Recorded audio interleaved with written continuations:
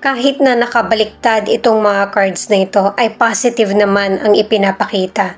Na ang ibig sabihin, yung mga challenges or trials na kinasangkutan mo or dinaranas mo ngayon, ay matatapos mo na. Makikita mo na ng malinaw kung ano yung direksyon na dapat mong tahakin or mga desisyon. At itong mahirap na experience ang magiging lakas mo para sa kung ano man yung dumating na challenge. Hindi ka na magdududa pa or wala ng pangamba. Magkakaroon na ng healing at good news ang darating sa iyo.